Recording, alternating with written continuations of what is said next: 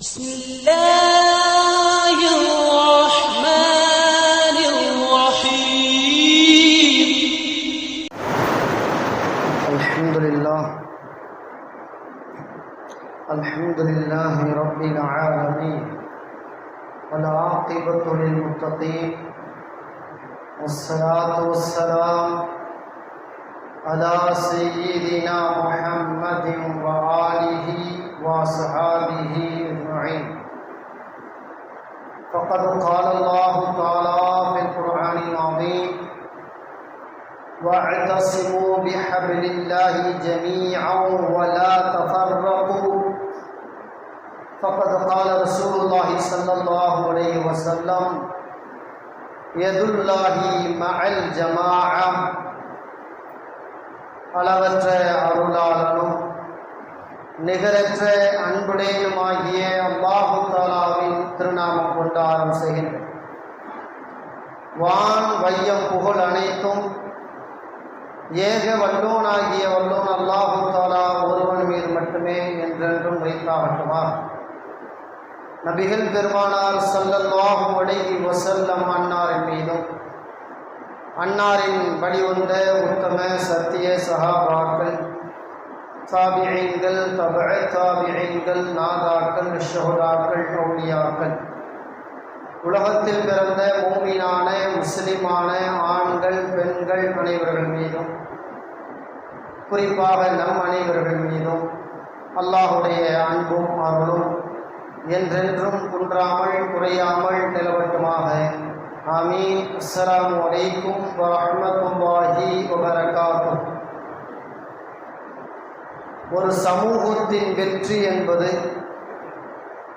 ஒரு குடும்பத்தின் வெற்றி என்பது, அல்லது ஒரு ஊரின் வெற்றி என்பது அவர்கள் இருக்கக்கூடிய ஐக்கிய அமைப்பில் தான் வெற்றி இருக்கிறது, கூட்டு அமைப்பில் தான் வெற்றி இருக்கிறது. எந்த நேரமும் எந்த சூழலிலும் யாரெல்லாம் ஒற்றுமையாக ஒருவருக்கு ஒருவர் விட்டு கொடுத்து இருப்பார்களோ அவர்கள் நிச்சயமாக தோல்வியை சந்திப்பதே கிடையாது. வெற்றியின் மூலமாகத்தான் மனிதனுக்கு எல்லா வகையான அருள் வளங்கள் பரக்கத்துக்களை அல்லாஹ் தஆலா வாரி வழங்குவதாக இஸ்லாமிய மார்க்கம் மிக தெளிவாக சொல்லுவது. தமிழில் கூட இப்படி சொல்வார்கள், அதாவது ஒற்றை குச்சியை ஒடிப்பது கடினம், ஒற்றை குச்சியை ஒடிப்பது சுலபம், கத்தை குச்சியை ஒடிப்பது கடினம் என்பதாக சொல்வார்கள். எந்த மனிதனையும் அவன் தனியாக இருக்கும் பொழுது அவனை வீழ்த்துவது பெரிய காரியம் அல்ல. ஆனால் பல தனி மனிதர்கள் சேர்ந்து ஒரு அமைப்பாக இருந்துவிட்டால், ஒரு ஒற்றுமையாக கூட்டுக்குள் இருந்துவிட்டால் அவர்களை நகர்த்துவது, அவர்களை தோல்வியடைய செய்வது அவ்வளவு சாதாரணமான காரியம் கிடையாது. ஒற்றுமையால் வீழ்ந்தவர்களும் கிடையாது உலகத்தில், வேற்றுமையால் மனிதர்கள் வாழ்ந்தவர்களும் கிடையாது. எந்த வகையிலும் ஒரு குடும்பத்துக்குள்ளாக இருந்து ஒரு நாடு வரை, ஒரு மாநிலம் வரை எல்லா இடத்திலும் ஒற்றுமையோடு இருப்பவர்களால் மட்டும்தான் நிம்மதியாக வாழ முடியும், அவர்கள் நினைத்த இலக்கை தொட முடியும். குர்ஆன் இது குறித்து நிறைய பேசியிருக்கிறது. ஒற்றுமையாக இருக்க வேண்டும், அது வீட்டிலிருந்து துவங்கி சமூகம் வரை ஒற்றுமை தேவை. கணவன் மனைவிக்கு மத்தியிலே ஒற்றுமையாக இருந்தால்தான் அது நல்லறமாக அந்த இல்லறம் அமையும். பிள்ளைகளுக்கும் பெற்றோர்களுக்கும் மத்தியிலே ஒற்றுமையாக இருந்தால்தான் அங்கே நிம்மதி பிறக்கும்.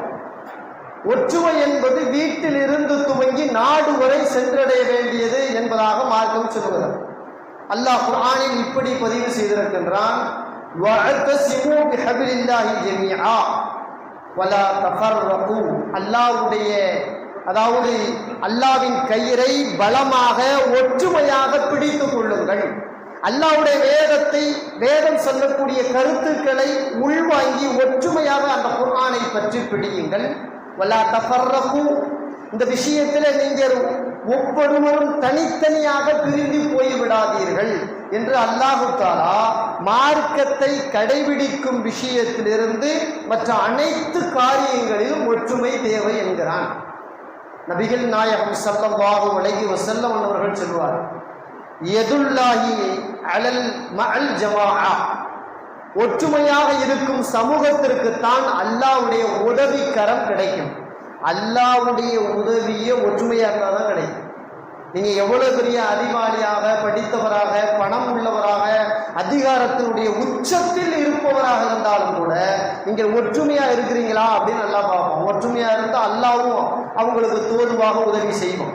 ஒற்றுமை இல்லை, நீ வேற நான் வேற, நீனா நானா அப்படிங்கிற போட்டி இருந்துச்சுன்னா அது யாரா இருந்தாலும் அல்லாஹ்வுடைய ஒற்றுமை, அல்லாஹ்வுடைய உதவிங்கிறது அவங்களுக்கு கிடைக்காது.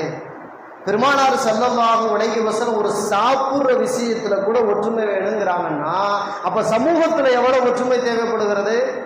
அபூ தாவூதுல இப்படி ஒரு நபி மொழி பதிவு செய்யப்படுறது. ஒரு தோழர் வந்து கேட்கிறார், யா ரசூலுல்லாஹ், அதாவது அன்னைக்கெல்லாம் பாத்தீங்கன்னா தனித்தனி குடும்பமா பெருசா இருக்க மாட்டாங்க, முடிஞ்சவரை கூட்டு குடும்பமா இருக்கத்தான் இருப்பாங்க. அரபு உலகத்துல அன்னைக்கு இருந்த பழக்கம் அப்படிதான். எந்த அளவு கூட்டு குடும்பம்னா ஒரு பரம்பரை அந்த இடத்துல மட்டும்தான் இருப்பாங்க, அடுத்த பரம்பரை அது அந்த இடத்துல இருக்கும். அது பேரு கபீலா, கோத்திரம், குலம் அப்படின்னு சொல்லுவாங்க. அந்தந்த குலத்து மக்கள் அங்கங்க இருப்பாங்க. மதீனா கூட நபி அவர்கள் காலத்துல எப்படி இருந்துச்சு அப்படின்னு பார்த்தா, இந்த மலைக்கு மேல ஒரு 10 குடும்பம் இருக்கும், அவங்க ஒரு குடும்பத்தை சேர்ந்தவங்க. அந்த பள்ளத்தாக்கு கீழே ஒரு 10 குடும்பம் இருக்கும், அது ஒரு குடும்பத்தை சேர்ந்தவங்க. இப்படிதான் இருப்பாங்க. அடுத்தடுத்து வீடு அப்படிங்கிற மாதிரிலாம் அன்னைக்கு மதீனாவுல கிடையாது வாழ்க்கை அமைப்பு. இப்படி குடும்பமா இருக்கக்கூடியவங்கள ஒருத்தர் வந்து கேட்கிறார், யார சூழல் நாங்க மொத்தமா தான் இருக்கிறோம், நாங்க நல்ல செல்வ வளத்தோட தான் இருக்கிறோம், நாங்க நினைச்சதெல்லாம் சாப்பிடக்கூடிய அளவுல பரக்கத்தா தான் இருக்குது, ஆனாலும் எங்க வயிறு நிறைய மாட்டுத, நாங்க எவ்வளவு சாப்பிட்டாலும் வயிறு நிறையல, ஏதோ ஒரு விரக்தியாலே நாங்க இருக்கிறோம், உண்டு எழும் பொழுது அப்படின்னு சொன்ன பொழுது பெருமானார் ஸல்லல்லாஹு அலைஹி வஸல்லம் அவர்கள் யோசிக்காம அடுத்து கேட்டாங்க, பல அல்லக்கும் தஃப்தரிகூன், எப்பா நீங்க சாப்பிடும் போது தனித்தனியா உட்கார்ந்து சாப்பிடுறீங்களா அப்படின்னு கேட்டாங்க. வீட்டுக்காரர் வருவாரு, அவர் சாப்பிட்டு போயிடுவார், மயம் வருவான், அவன் சாப்பிட்டு போயிடுவான், மகன் வரும், அதை சாப்பிட்டுட்டு போயிடும், மனைவி தனியா உட்காந்து சாப்பிடுவான், அப்படின்ட்டு தனித்தனியா எல்லாரும் சாப்பிடுறீங்களா அப்படின்னு கேட்டாங்க. ஆமா அப்படின்னு சொன்னார். அப்பதான் ரசூலுல்லாஹி ஸல்லல்லாஹு அலைஹி வஸல்லம் சொன்னாங்க, ஃபஜ்தமிஉ அலா துஆமிக்கும், நீங்க சாப்பிடும் போது முதல்ல ஒற்றுமையா உட்கார்ந்து சாப்பிடுங்க. வீட்டினுடைய தலைவர், குடும்ப தலைவி, பிள்ளைங்க, வீட்டு மூத்தவங்க, அவங்க இவங்க எல்லாம் சேர்ந்து ஒரு இடத்துல ஒரே நேரத்துல உட்கார்ந்து ஒரே சிட்டிங்ல சாப்பிடுங்க அப்படின்னு சொல்லிட்டு சாப்பாட்டு முறை அடுத்து சொல்றாங்க. ஃபதுகு ரஸ்மல்லாஹி அலைஹி, அல்லாஹ்வின் பெயரை சொல்லி சாப்பாட்டை துவங்குங்க. சாப்பிடும்போது பிஸ்மில்லா சொல்லணும். குடும்பத்துல எல்லாரும் ஒன்னா உட்கார்ந்து சாப்பிடணும். அப்படி சாப்பிட்டா என்ன நடக்கும்? ரசூலுல்லாஹ் சொல்றாங்க, யுபாரக லகும் ஃபீஹி, உங்களுக்கு உங்கள் உணவுகளில், பசியாறும் நிலையில், உடல் தாக்கத்தில், தெம்பு சக்திகளில் அல்லாஹ்வின் பரக்கத்து செய்வான் அப்படின்னு பெருமானார் ஸல்லல்லாஹு அலைஹி வஸல்லம் சொன்னாங்க. சாப்பிடுறது எதுக்காக? உடம்புல தெம்பு வேணும் தானே, நல்ல தாக்கத்து கிடைக்கணும் அப்படிங்கிறதுக்கு தானே சாப்பிட்றோம். அது எதை சாப்பிட்டாலும், பழைய கஞ்சியை குடிச்சாலும், பிரியாணியை சாப்பிட்டாலும், இறைச்சி பழம் எதை சாப்பிட்டாலும் உடம்புல தெம்பு வேணுங்கிறது தானே சாப்பிட்றோம். இன்னைக்கு சில பேர் டைம் பாஸுக்கு சாப்பிட்றாங்க, அது வேற, அது 1 2. ஆனா பெரும்பாலான மக்கள் தாக்கத்து வேணும், சக்தி வேணுங்கிறதுக்கு சாப்பிட்றோமே. அந்த சக்தி எப்ப கிடைக்கும்னு ரசூலுல்லாஹ் சொல்றாங்க, நீங்க எல்லாம் ஒன்னா உட்கார்ந்து சாப்பிட்டீங்கன்னா அல்லாஹ் தஆலா அந்த உணவின் மூலம் உங்களுக்கு பரக்கத்து செய்வான். அந்த உணவால் கிடைக்கக்கூடிய சக்தியில அல்லாஹ் பரக்கத்து செய்வான். அப்ப நீங்க ஒரு குடும்பத்துக்குள்ள இருந்து சாப்பிடுற விஷயத்துல கூட ஒற்றுமையாக இருந்து ஒரே இடத்துல உட்கார்ந்து சாப்பிடுங்க அப்படின்னு பெருமானார் ஸல்லல்லாஹு அலைஹி வஸல்லம் சொல்கிறார்கள். அபூ தாவூதே நபி மொழி பதிவு செய்யப்பட்டது.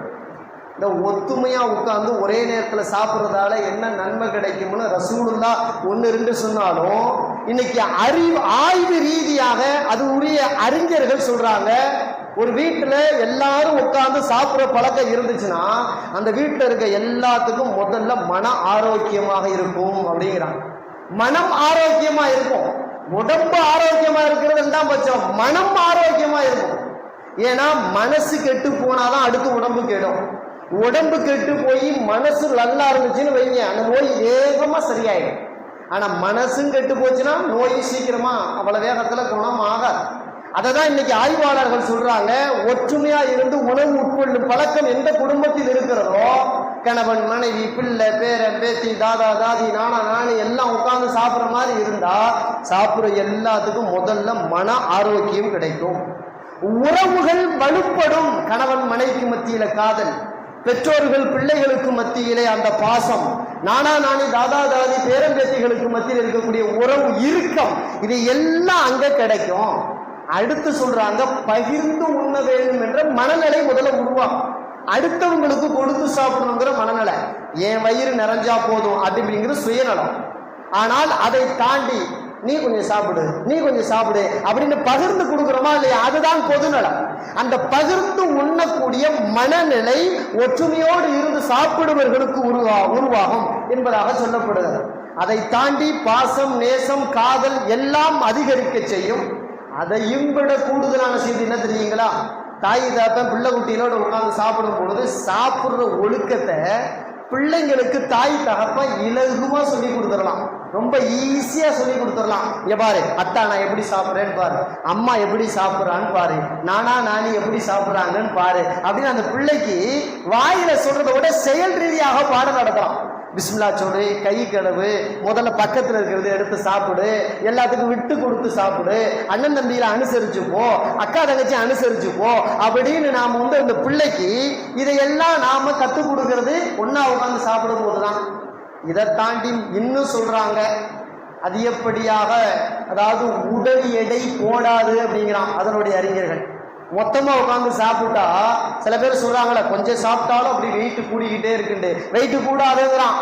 ஒன்னா உட்காந்து சாப்பிட்டு பாரு, இது எல்லாம் உனக்கு லாபம்ங்கிறான். ஒரு ஒற்றுமைக்குள், அதுவும் உணவில் ஒற்றுமையாக இருந்தாலே இவ்வளவு லாபம் என்றால், குடும்பம் நடத்துவதிலிருந்து நாட்டை ஆளுபவர்களுக்கு வரை அந்த ஒற்றுமை இருந்தால் எவ்வளவு பெரிய பாக்கியமாக இருக்கும்.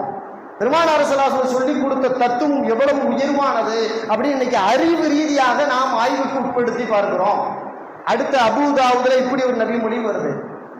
பெருமானார் ஸல்லல்லாஹு அலைஹி வஸல்லம் அவங்க எங்க போனாலும் தன் படைகளோட போனாலும் தங்குறதுக்குன்னு ஒரு இடத்தை தேர்வு பண்ணுவாங்க.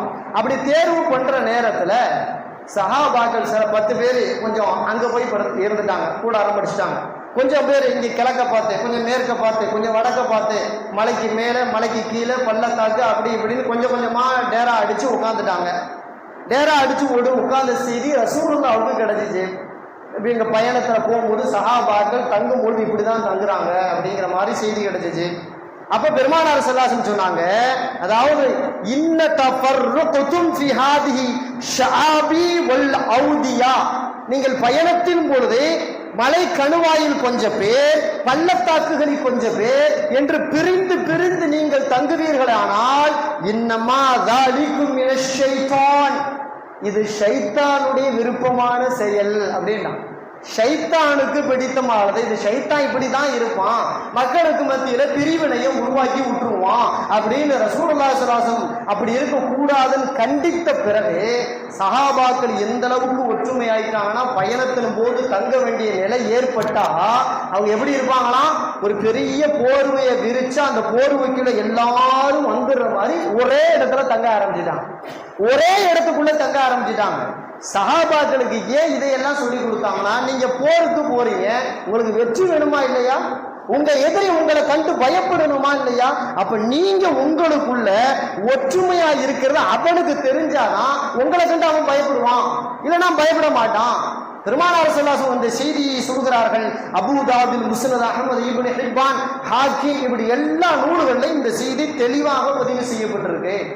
எந்த விஷயத்திலையும் தனித்து வாழ்வதை விட மக்களோடு மக்களாக சேர்ந்து வாழ்வதுதான் மிகப்பெரிய சிறப்பு, பரக்கத்து எல்லாம் அங்கதான் இருக்கு. பெருமானார் ஸல்லல்லாஹு அலைஹி வஸல்லம் சொல்கிறார்கள், இப்ப இன்ன பரக்கத்தன் மஅல் ஜமாஅ, எங்க ஒற்றுமையோடு மக்கள் இருக்கிறார்களோ அங்கதான் அல்லாஹ்வின் அருள்வளம் கிடைக்கும். அருள்வளம் அங்கதான் கிடைக்கும். ஒரு காலத்துல கிராமங்கள்ல இருந்து நகரங்கள் வரை கூட்டு குடும்பமா இருப்பாங்க, அண்ணன் தம்பி, அதே மாதிரி தாய் தகப்பன் எல்லாம் கூட்டு குடும்பமா இருந்தாங்க. நிறைய குழந்தைகளை பார்த்தாங்க. பெரிய நோய்கள் அவங்க சந்திச்சது கிடையாது. குடும்பத்துக்கு மத்தியில மன உளைச்சல் இருந்தது கிடையாது. அவருடைய வருவாய் குறைவாக இருந்தாலும் நிறைவாக அவர்களால் வாழ முடியும், அவர்கள் நிம்மதியாக வாழ முடிகிறது. அவங்க ஒரு 100 வருஷம் வரைக்கும் நடைமுறையோட வாழ்ந்தவங்க எல்லாம் உண்டு. இன்னைக்கும் கூட மௌத்தா போனார் பாய் 90 வயசு 85 வயசுன்னு சொல்றாங்க. அவங்களுடைய வாழ்க்கையினுடைய ஆரம்பத்தை கேட்டா தெரியும், அவங்க எல்லாம் ஒத்துமையா வாழ்ந்திருப்பாங்க. அண்ணன் தம்பி மாமா மச்சான் தாய் தாப்பன் எல்லாம் ஒற்றுமையாக ஒரு குடும்பத்துக்குள்ள அப்படி வாழ்ந்ததுனால அந்த உடம்புக்கு ஒரு தெம்பு தாக்கத்து எல்லாம் கிடைக்கிறதுனால ஆயுள் அவர்களுக்கு பறக்கத்தா இருக்கு. கூட்டு குடும்பத்துல இவ்வளவு பெரிய பறக்கத்து உண்டு. அண்ணன் தம்பி எல்லாம் சேர்ந்து ஒரே சம்பாத்தியமா இருக்கும் பொழுது அந்த சம்பாத்தியத்தின் மூலமாக அவங்க நினைத்ததை சாதிக்க முடிகிறது. அவர்களுக்கு ஊருக்கு மத்தியிலே மக்களுக்கு மத்தியில ஒரு மதிப்பும் இருக்கிறது. இவங்க எல்லாம் அண்ணன் தம்பி ஒற்றுமையா இருக்கிறாங்கப்பா, அவங்க ரொம்ப அதாவது ஒரு கண்ணியமான ஆளு, எதுக்கா இருந்தாலும் நல்ல விஷயத்துக்கு ஈடுபடுவாங்க அப்படி இப்படின்னு சொல்லும் பொழுது மக்களுக்கு மத்தியில ஒரு பெருமை, மக்களுக்கு மத்தியில ஒரு உயர்வு. கூட்டு குடும்பங்களுக்கு இன்னைக்கும் அப்படி இருக்கிறது. கூட்டு வியாபாரங்கள் அதிலும் ஒரு பறக்கத்து இருக்குது. அண்ணன் தம்பியாக இருக்கக்கூடிய கூட்டு குடும்பம், வியாபார ரீதியாக இணைந்திருக்கக்கூடிய சொந்த பந்தம், அண்ணன் தம்பி மாமா மச்சான், இதுகள் எல்லாத்திலையுமே ஒரு வகையான பரக்கத்தை அல்லாஹ் தஆலா அங்க வச்சிருக்கிறான். அப்போ கூட்டு குடும்பம் என்பது, கூட்டு வாழ்க்கை என்பது பிரிந்து வாழ்வதை விட சிறந்தது. ஆனா இன்னைக்கு யதார்த்த வாழ்க்கையில குறிப்பா சென்னை மாதிரி பெருநகரங்களை கூட்டு குடும்பம்னா கேள்விக்குறிதான். அதாவது தமிழ்ல பழமொழி சொல்லுவாங்களா இல்லையா, எலி வலை ஆனாலும் தனி வலை. எப்படி? எலி வலை ஆனாலும் தனி விலை. கல்யாணம் முடிச்சாச்சுன்னா மாமனார் மாமியார்லாம் இருக்கக்கூடாது. அண்ணன் தம்பி எல்லாம், எங்க வீட்டுக்கார அண்ணன் தம்பி எல்லாம் ஓயாம வரக்கூடாது. அக்கா தங்கச்சி நாத்தனாமார்கள்லாம் வரக்கூடாது. ஆமா, அப்படின்னா மட்டும்தான் பொண்ணு பேசும்போதே பேசுறான் நம்பாடு. நாங்க பொண்ணு கொடுக்குறோங்க, எங்க பொண்ணு தனியா தான் வைக்கிறோம், தனியா கூட்டு குடும்பத்துல இருக்காது, மாமனார் மாமியாருக்கெல்லாம் வேலை வெட்டியெல்லாம் பார்க்காது. இது எந்த மாதிரியான ஒரு மனநிலை? இந்த மாதிரி ஒருத்தவங்க கல்யாணம் முடிச்சா அவங்க வாழ்க்கையில யதார்த்தமெல்லாம் எப்படி விளங்கும்? வீட்டில் இருக்கக்கூடிய மூத்தவர்கள் மூலமாக கற்றுக்கொள்ள வேண்டிய வாழ்க்கையின் யதார்த்த பாடம் எதுவும் இவர்களுக்கு கிடைக்காமல் போகிறது. அதனாலதான் கல்யாணம் முடிச்சவனையே தனி கொடுத்தனம் போறக்கூடிய பெரும்பாலான தம்பதிகளுக்கு மத்தியில ஒற்றுமை இல்லை. கணவன்கிட்ட இப்படி அனுசரிக்கணும், மனைவிட்ட இப்படி விட்டு கொடுக்கணும் அப்படிங்கிறத மூத்தவங்க தானே சொல்லி கொடுக்கணும். வாழ்க்கையில அனுபவப்பட்டவங்க தானே சொல்லி கொடுக்கணும். வாழ்க்கையில அனுபவப்பட்டவங்க பக்கத்துல இல்லாத போய் இவங்களுக்கு எங்க அப்படி ஒரு சந்தர்ப்பம் கிடைக்கும்? அதனால உச்சகட்டமா கல்யாணம் முடிச்ச 6 மாசம் 1 வருஷம் கூட தாங்காம சில தம்பதிகள் தலாக்குல போய் நிக்கிறாங்க. இந்த பொண்ணோட வாழ முடியாது, இந்த மாப்பிள்ளையோட வாழ முடியாது அப்படின்னு கோர்ட்டு கேஸு, காவல் நிலையம், பஞ்சாயத்து, பள்ளிவாசல், ஜமாத்து, அது இது நாடி தலாக்குல போய் நிக்கிறானே. ஒற்றுமைனா என்னன்னு தெரியாததுனால தானே. அப்போ குடும்பத்தில் இருப்பவர்கள் கற்றுக் கொடுக்கணும்னா முதல்ல கூட்டு குடும்பமா இருந்தால்தான் சாத்தியமாகும். குடும்பத்திற்குள்ளே ஒற்றுமை இருந்தால்தான் சாத்தியமாகும், இல்லைன்னா கிடைக்காது. பெருமானார் ஸல்லல்லாஹு அலைஹி வஸல்லம் சொல்கிறார்கள், முஸ்லிமில இப்படி ஒரு நபி மொழி பதிவு செய்யப்பட்டிருக்கு. அதாவது இப்லீஸ் ஷைத்தானுடைய தலைவன் கடலுக்கு மத்தியில் மிகப்பெரிய பட்டாளத்தை அவ்வப்போது உருவாக்குகிறான்.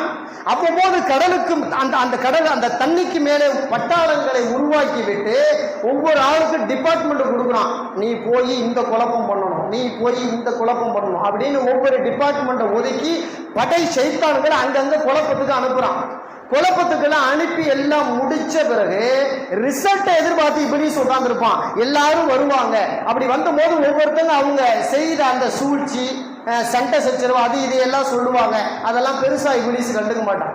இதுதான் பண்ணியா குழப்பத்தை, இது என்ன பெரிய விஷயமா, அதென்ன பெரிய விஷயமா அப்படின்னு சொல்லிக்கிட்டே வருவான். அதுல ஒரு இப்லீஸ் வருவான். அவன் சொல்லுவான், மா இப்படி ஷைத்தான் சொல்றான், மா தரத்துஹு ஹத்தா ஃபர்ரக்து பைனஹு வ பைன இம்ரஅதிஹி. ஒருத்தவங்க கணவன் மனைவியா வாழ்ந்தாங்க, நான் மெதுவா உள்ள போனேன், ஒருவருக்கு மத்தியில விவாதத்தை உருவாக்கினேன், சண்டையை உருவாக்கினேன். எந்த அளவுன்னு கேட்டா 2 பேரும் தலாக்காயி பிரியிற அளவுக்கு ஆயிட்டாங்க. நான் கொடுத்த சண்டையில 2 பேரும் போட்டு பிணைஞ்சு சண்டை போய் தலாக்குங்க நிலைக்கு உருவாயிட்டாங்க.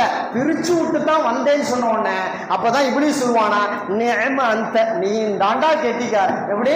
ஒற்றுமையா இருந்த புருஷன் கொண்டாட்டிய கிளைச்சதுல நீ தான் மிகப்பெரிய கெட்டிக்காரன். அப்படியே தட்டி கொடுத்து அவனை பக்கத்தில் அமர்த்துவான் என்று நபி அவர்கள் சொல்லுகிறார்கள். முஸ்லிமிலே நபிமொழி பதிவு செய்யப்பட்டிருக்கிறது, ஆதாரபூர்வமான நபிமொழி. அப்போ ஷைத்தான் செய்யற உச்சகட்டம் என்ன தெரியுங்களா? ஒற்றுமையை சிதைக்கிறதுல கணவன் மனைவி சிதைச்சு விட்டா போதும். கணவன் மனைவியை சிதைச்சு விட்டுட்டா அதுல என்னென்ன பிரச்சனை உருவாகும்? அதாவது அதனை ஆய்வாளர்கள் சொல்றாங்க, மன ஆரோக்கியம் முதலில் கெட்டு போகும். மன ஆரோக்கியம் முதலில் கெட்டு போகும். குடும்ப அமைப்பு சீர்குலைந்து போகும். இவர்கள் சமூகத்திற்கு மத்தியில இவர்களுக்கு கெட்ட பேர் உருவாகும். இந்த பிள்ளையா 6 மாசத்துல புருஷன் தலாக்கு வாங்கி வந்துவோம், மோசமானவர் அப்படின்னு சொல்லுவாங்க இல்லையா. இவனா 6 மாசத்துல ஒரு பொம்பளை பிள்ளைய வச்சு வாழ தெரியாது, துப்பு கட்ட வய அப்படின்னு சொல்லுவாங்க இல்லையா. சமூகத்திற்கு மத்தியே இவர்களுக்கு கெட்ட பெயர் உருவாகும். அதையும் தாண்டி இவர்களுக்கு மத்தியிலே பொருளாதார இழப்பு அதிகம் ஏற்படும் என்று திருமணத்தில் விவாகரத்தை சந்திக்கக்கூடிய தம்பதிகள் அனுபவிக்கும் வேதனைகளை அதன் ஆய்வாளர்கள் பட்டியல் போட்டு சொல்லுகிறார்கள். சின்ன சின்ன விஷயத்துக்கெல்லாம் தலாக்குன்னு போய் நின்றா அது என்ன தெரியுங்களா? அது என்ன தெரியுங்களா? ஷைத்தானை உற்சாகப்படுத்துறதுன்னு அர்த்தம். ஷைத்தான் அவன் வேலைக்கு நீங்க உதவுறீங்கன்னு அர்த்தம். அற்ப விஷயத்துக்கெல்லாம் இன்னைக்கு தலாக்குன்னு போய்கிட்டு இருக்கான். தம்பதிகள் வாழ தெரியல, ஒற்றுமை இல்லை, விட்டு கொடுக்கிற மனப்பான்மை இல்லை. இந்த நிலை என்பது மிகப்பெரிய மோசமானதா இல்லையா? இந்த ஒற்றுமைங்கிறது கணவன் மனைவிக்கு மட்டும் அவசியங்கிறது இல்லை, தம்பதியாக வாழ்ற அவங்களுக்கு தேவை, உடன் பிறப்புகளாக வாழுகின்ற அவர்களுக்கு தேவை, அதே போல உறவினர்களாக வாழுகின்றவர்களுக்கு தேவை, நல்ல நண்பர்களாக வாழ்க்கை கடைபிடித்தவர்களுக்கு தேவை. ஒற்றுமை என்பது உடன் பிறப்புகளுக்கு மத்தியில, உறவுகளுக்கு மத்தியில, அண்ணன் தம்பிகளுக்கு மத்தியில, நண்பர்களுக்கு மத்தியில ஒற்றுமை வேணும். இப்படி ஒற்றுமையா இருக்கிறவங்க என்னைக்காவது ஒரு நாள் சண்டை போட்டு நீயா நானான் பிரிஞ்சாங்கன்னா முதல்ல சந்தோஷப்படுறது சைத்தானும் இபிலீஸும் தான். முதல்ல இபிலீஸ் அவனுடைய கூட்டாளிகள் ஷைத்தானா மிகப்பெரிய சந்தோஷம் அடைவாங்க. எவ்வளவு நாளா ஒற்றுமையா இருந்தாங்க, இவங்க ஒண்ணுமே செய்ய முடியல, இன்னைக்கு இவன் அப்பன் சண்டை போட்டுக்கிட்டு பிரிஞ்சுட்டானா இனிமே நம்ம அவனை எப்படி வேண்டாலும் கொண்டாடலாம் அப்படிங்கிற மனநிலைக்கு வந்துருவான். தனியா இருந்தா ஷைத்தான் கெடுக்கிறது ஈஸிங்க, ஜமாத்தா இருந்தா கெடுக்க முடியாது. ஒற்றுமையா இருந்தா அவ்வளவு வேகத்துல கெடுக்க முடியாது. அதனாலதான் அவன் மிகப்பெரிய சந்தோஷம் அடைகிறான் அப்படிங்கிறதாக பெருமானார் ஸல்லல்லாஹு அலைஹி வஸல்லம் நமக்கு சொல்லி தருகிறார்கள். அப்ப ஒற்றுமை என்பது எவ்வளவு முக்கியமானது.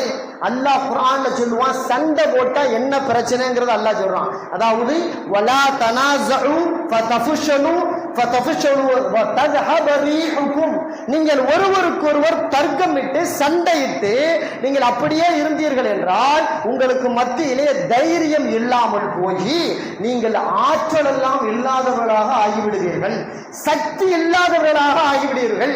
ஓயாம சண்டை போட்டுக்கிட்டே இருந்தா உங்களுக்கு மத்தியில் முதல்ல மன தைரியம் வராது. எதையும் எதிர்கொள்ள தேவை முதல்ல மன தைரியம்.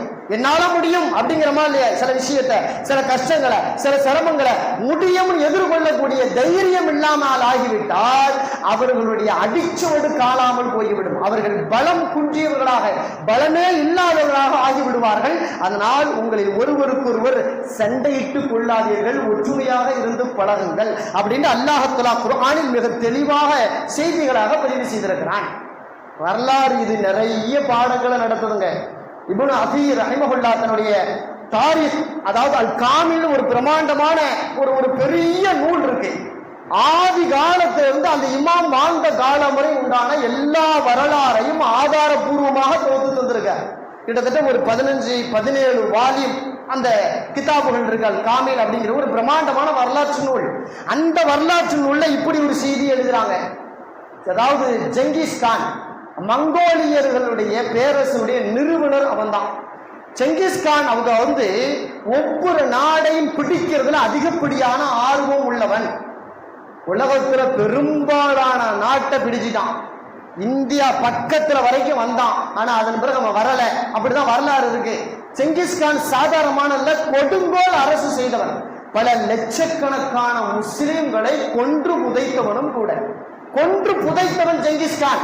அவன் பகதாது மாநகரத்தின் படையெடுத்து வசப்படுத்தும் பொழுது இரத்த ஆறை ஓட வைத்தவன் செங்கிஸ்கான். இன்றைக்கு இருக்கக்கூடிய பலஸ்தீனத்தின் அந்த பகுதியில சொல்றாங்க, அவன் படையெடுத்து எந்த அளவுக்கு மக்களை வெட்டி வீழ்த்தினான்னு கேட்டா முட்டுக்காடு அளவுக்கு இரத்த வெள்ளம் ஓடியதான், மனித ரத்தம் ஓடியது. அப்ப எத்தனை பேர்த்த கொண்டிருப்பான்? முட்டுக்கால அளவுக்கு ரத்தம் ஓடுதுன்னா எவ்வளவு லட்சக்கணக்கான பேர்த்த கொண்டிருப்பான். அவ்வளவு நாடு பிடிக்கிற ஆசை, அதிலும் குறிப்பாக முஸ்லீம்களை அவன் கைப்பற்றுவதில், அந்த நாடுகளை கைப்பற்றுவதில் இருந்த ஆசை. அப்படி படையெடுத்து ஒவ்வொரு நாடா தட்டிக்கிட்டு வர்றான். வரும்பொழுது இமாம் புகாரி ரஹிமஹுல்லாஹ் பிறந்த அந்த புகாராவை கைப்பற்ற நினைக்கிறான். ஊருக்கு வெளியே வந்துட்டான், எல்லைக்கு நிற்கிறான். அந்த ஊரை கைப்பற்றணும்னு முடிவு பண்றான். உள்ள நுழைய நினைக்கிறான், முடியல. முஸ்லிம்கள் அவ்வளவு பலமா இருக்காங்க. எப்படி வேண்டாலும் அவன் அடிச்சு வீழ்த்துவோம். அவன் எவ்வளவு பெரிய பேரரசா வேண்டா இருந்துட்டு போகட்டுமே, எவ்வளவு பெரிய படையோட வேண்டாலும் வரட்டுமே, நாம ஒற்றுமையா இருந்து அவனை ஒருத்தனை கூட உள்ள விடக்கூடாது அப்படின்னு ரொம்ப போராட்ட குணத்தோட முஸ்லிம்கள் அந்த புகாரா நாட்டு மக்கள் இருக்கிறாங்க. அப்ப அங்க இருந்து ஒரு கடிதத்தை கொடுத்து விடுறான், வெளியே உட்கார்ந்துகிட்ட செங்கிஸ்கான் கொடுத்து விடுறான். அதாவது யாரெல்லாம் எனக்கு ஒத்துழைப்பார்களோ அவர்களை நான் துன்பப்படுத்த மாட்டேன், அவர்களுக்கு நான் எதையும் துன்பங்களை கொலை செய்து அப்படி இப்படின்னு எதையும் தந்துட மாட்டேன், அதனால முதல்ல எனக்கு ஒத்துழைப்பு கொடுங்க, உங்க நாட்டை கைப்பற்ற வந்துட்டேன் அப்படின்னு சொல்லி ஒரு கடிதம் ஊருக்குள்ள வருது. ஊருக்குள்ள வந்தவொடனே அதை 10 பேர் 20 பேர் 50 பேர் வாசிச்சு முடிக்கிறான். ஊரு ரெண்டாவது. ஏன்னா மக்கள் என்ன நினைக்கிறாங்க, உள்ள சில பேரு அதாவது செங்கிஸ்கானே வந்துட்டான், மங்கோலிய படை வந்துருச்சு, இனிமே நம்மள உண்டு இல்லைன்னு பண்ணிடணும், நான் தப்பிச்சுக்கிறேன்ப்பா. எப்படி ஒவ்வொருத்தனா நினைக்கிறான், நான் தப்பிச்சுக்கிறேன்ப்பா, அந்த ஆள்கிட்ட போய் சரணாகதி அடைஞ்சிடறேன், ஏன் உசுரை காப்பாத்திக்கிறேன், ஏன் சொத்து பத்தை காப்பாத்திக்கிறேன் அப்படின்னு கொஞ்சம் பேர் பிரிகிறான். பிரிஞ்சு நேரா ஊரை விட்டு வெளியே போய், தலைவா உனக்கு கட்டுப்படுறேன்ப்பா, எப்படி உனக்கு கட்டுப்படுறேன் அப்படின்னு சொன்ன உடனே அடுத்து அவன் போடுறான், அப்படியா எனக்கு எதிராக ஊருக்குள்ள இருப்பான்ல அவனை பூரா நீ காலி பண்ணிரு, அவனை காலி பண்றதுக்கு எனக்கு உதவி செய், நான் உனக்கு படை பட்டாளத்துல அது இது ஆயுதங்கள் எல்லாம் தர்றேன், அப்படி அவனை நீ காலி பண்ணிட்டேன்னு வையேன், இந்த நாட்டினுடைய ஆட்சி பொறுப்பு ஓன்ட்டே தந்துட்டு நான் ஊரை காலி பண்ணி நான் போயிடுறேன்பான்ட்டான் செங்கிஸ்கான். இவன் நினைக்கிறான் நம்ம சகோதரனை அடிச்சுட்டா அதிகாரம் நமக்கு வந்துடும் சொல்லி அவன்கிட்ட இருந்து ஆயுதத்தை வாங்கிட்டு வந்து ஊருக்குள்ள இறங்கி இவனுடைய சகோதரனே இவனே அடிக்கிறான். ஒருத்தனை அடிக்கிறான். நாட்டை விட்டு கொடுக்கணும்னு நினைக்கிறவன் அடிக்கிறான், நாட்டை விட்டு கொடுக்க கூடாது நினைக்கிறவன் எதிர்த்து நிற்கிறான். அடிச்சு முடிச்சு தோசம் பண்ணிட்டான். செங்கிஸ்கானுக்கு வெற்றி கிடைச்சிருச்சு. அவன் புகாராக்குள்ள வந்துட்டான். வந்த உடனே சொன்னான், எப்பா நம்ம ஆயுதம் கொடுத்தோம்ல அந்த பயல்களை பூரா கூப்பிடு அப்படின்னா எல்லாரும் வந்து நின்றுட்டான். ஏதோ அன்பளிப்பு கிடைக்க போகுது, அதிகாரம் கிடைக்க போகுதுங்கிற மாதிரி ஆயுதத்தெல்லாம் ரிட்டர்ன் வாங்குவேன்டான். ஆயுதத்தெல்லாம் ரிட்டர்ன் வாங்கி இவனுங்களை பூரா கொலை பண்ணிருந்தான். எப்படி இவனுங்களை பூரா கொலை பண்ணிரு. அப்பதான் ஒரு வார்த்தை சொல்றான், நாடு பிடிக்கும் ஆசையிலே சொந்த சகோதரனை இவன் கொள்வானையானால் இவன் என்றாவது ஒரு நாள் எனக்கு எதிராகவே திரும்புவான், இவனை வைக்க கூடாது அப்படின்னு ஊரை ரெண்டாக்கி ஒருத்தர் சண்டை போட முட்டு பிறகு அந்த ஊரை கைப்பற்றினான் செங்கிஸ்கான் என்பதாக இமாம் இப்னு கஸீர் ரஹிமஹுல்லாஹ் தன் வரலாற்று நூலில் இதை எழுதுகிறார்கள். இந்த வரலாறு அப்படியே இங்க வச்சுக்கோங்க. இன்னைக்கு தமிழ்நாட்டை பாருங்க, இன்னைக்கு இந்தியாவை பாருங்க, என்ன நடக்குதுன்னு கேட்டா, ஏன் கட்சியை பலப்படுத்த நான் சட்டமன்றத்துக்குள்ள என்னுடைய ஆளுமையை காட்ட ஒற்றுமையா இருக்கணும், முதல்ல ரெண்டாவதுங்கிறான். நீ மேல டெல்லிக்கு போ, அங்க போய் இன்னார பார்த்துட்டு வா, வந்ததுக்கு அப்புறம் நீ வந்து எம்எல்ஏ பதவியை நீ ராஜினாமா பண்ணிரு, என் கட்சிக்குள்ள வந்துரு, உனக்கு அந்த அமைச்சர் பதவி தர்றேன், இந்த அமைச்சர் பதவி தர்றேன் அப்படின்னு உடனே 10-20 பேரு ஒரு கட்சியை ரெண்டா உடைக்கிறான். உடைச்சிட்டு அங்க போய் வந்து சப்போர்ட் கொடுக்குறான், முட்டு கொடுத்து கொஞ்ச காலத்துல பார்த்தா அமைச்சர் பதவி உனக்கெல்லாம் இல்லைன்ட்டான். எப்படி உனக்கெல்லாம் இல்லைன்ட்டான், அமைச்சர் பதவி உனக்கெல்லாம் கிடையாது அப்படின்ட்டான்.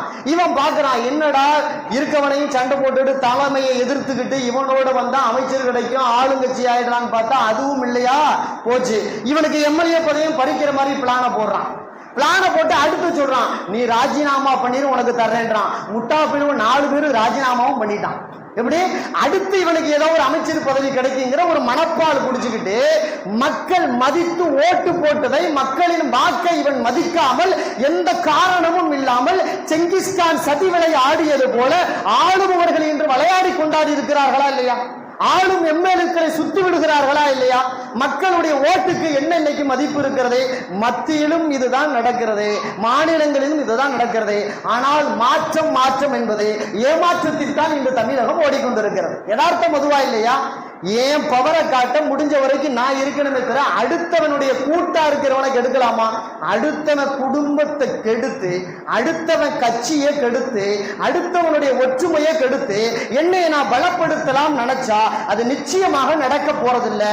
நடக்கிற மாதிரி தோற்றம் இருக்கும், ஆனால் நீ அதல பாதாளத்தில் வரலாறு தெரியாத அளவிற்கு விழப்போகியா என்பது நிச்சயமாக இவர்கள் விடுவார்கள். ஒற்றுமையா இருந்துட்டா இதெல்லாம் நடக்காதா இல்லையா?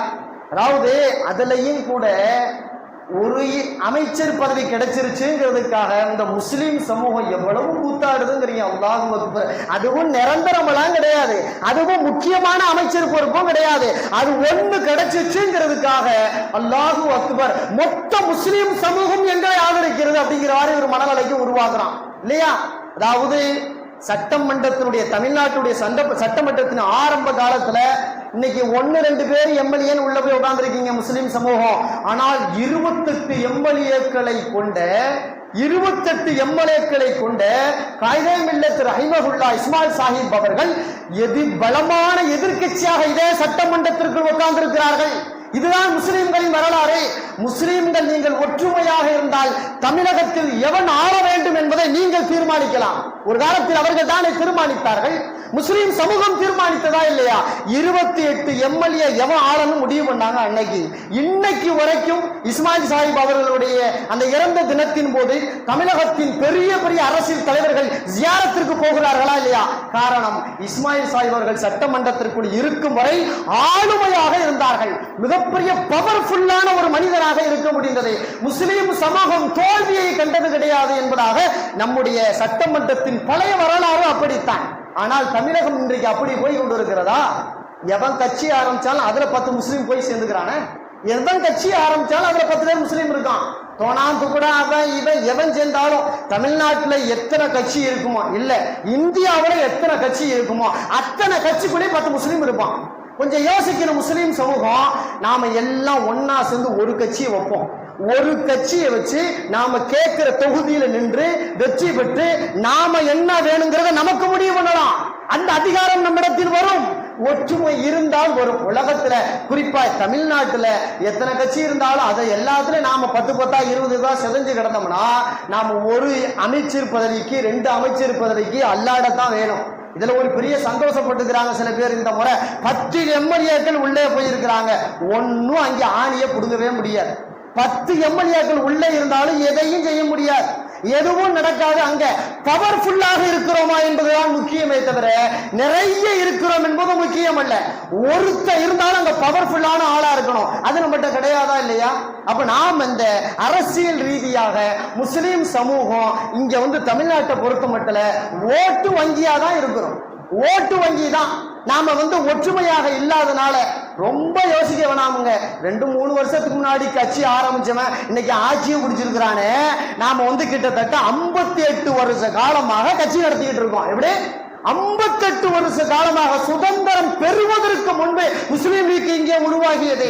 அதன் பிறகு முதல் சட்டமன்றம் கூடிய பொழுது முஸ்லிம்கள் 28 எம்எல்ஏ கொண்ட பெரும்பாலான பெரிய கட்சியாக இருந்தது. அப்ப அன்னையில இருந்து கிட்டத்தட்ட 50-60 வருஷமா முஸ்லிம்களுக்கு கட்சி இருக்கிறத தவிர ஆனா எந்த பவரும் இல்லாத கட்சி. அதாவது பல் பிடுங்கிய பாம்பை போல எந்த பவர் நம்மகிட்ட இல்ல. காரணம் ஒன்னே ஒண்ணுதான், சிந்திக்க வேண்டியது. நமக்கு மத்தியில ஒற்றுமை இல்லை. நாமெல்லாம் ஒண்ணு கூடணுமா இல்லையா? அவன் அமைப்பின் அடிப்படையில ஒண்ணு கூடி 10 சீட்டு 15 சீட்டு வாங்கி பெரிய லெவல்ல இருக்கிறான். ஒருத்தர் என்ன இன்னைக்கு பேட்டி கொடுத்திருக்கான், 67% இட ஒதுக்கீடு தான்னு கேட்கிறான். ஒரு 5 சீட்டை செமிச்சு விட்டு 67% சதவீதம் இட ஒதுக்கீடு தான்னு கேட்கிறான். ஆனா இங்க கிட்டத்தட்ட நாம 13-14% இருந்தும் கூட எதையும் அரசு ரீதியாக அழுத்தம் கொடுத்து கேட்க முடியல. காரணம் நம்மிடத்திலே ஒற்றுமை இல்லை.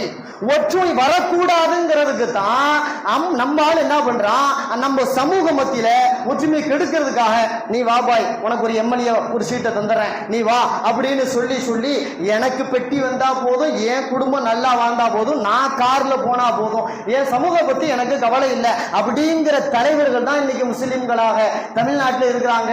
அந்த முஸ்லிம் தலைவர் தன்னை சொல்றாங்களே, அவங்களுக்கு யாருக்காவது மொத்த சமூகத்தின் மீது முழுமையான அக்கறை உண்டா?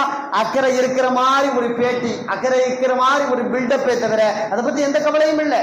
இவங்க எல்லாம் ஒண்ணு கூடலாமா இல்லையா? தாய் கட்சினா முஸ்லீம் லீக் கட்சி ஆரம்பத்திலிருந்து ஆரம்பிக்கப்பட்டது. அந்த மாதிரி ஒரு கட்சியை தேர்ந்தெடுத்து அதுக்குள்ளே முஸ்லீம் சமூகம் மொத்தமும் ஒன்று கூடி நாம கேட்கிற அளவுக்கு சீட்டை வாங்கி முடிஞ்ச அளவுக்கு ஜெயிச்சு முடிஞ்ச அளவுக்கு அதிகாரத்தில் போய் அமர்வதுதானே சிறப்பாக இருக்கும். இந்த நேரத்தில் சிந்திக்க வேண்டிய தருணம். அதாவது கட்சியை உடைக்கிறான், ஆளுங்கட்சியா இருக்கிறவன் மற்றவங்களை உடைச்சு செதைச்சு சின்ன பின்னப்படுத்தி எல்லா வகையிலும் தன்னை வசப்படுத்த உயர்வு காட்ட நினைக்கிறான். அப்படிங்கிற பொழுது முஸ்லீம் நாம் ஒற்றுமையாக இருந்தால் எல்லா வகையான பவர்ஃபுல்லும் நமக்கு வருவதற்கு போதுமானதை வல்லோன் அல்லாஹு தஆலா நமக்கு மத்தியிலே அரசியல் ரீதியாக ஒற்றுமையை தருவானாக, சிறந்த தலைமையை தருவானாக. இந்த தமிழ்நாட்டில் முஸ்லிம்கள் பெரும்பான்மையாக எல்லா வகையிலும் சிறப்புற்று வாழ அல்லாஹ் தஆலா அருள் புரிவானாக. வாஹிரு தஅவானா அல்ஹம்துலில்லாஹி ரப்பில் ஆலமீன். அஸ்ஸலாமு அலைக்கும் வரஹ்மத்துல்லாஹி வபரகாத்துஹு.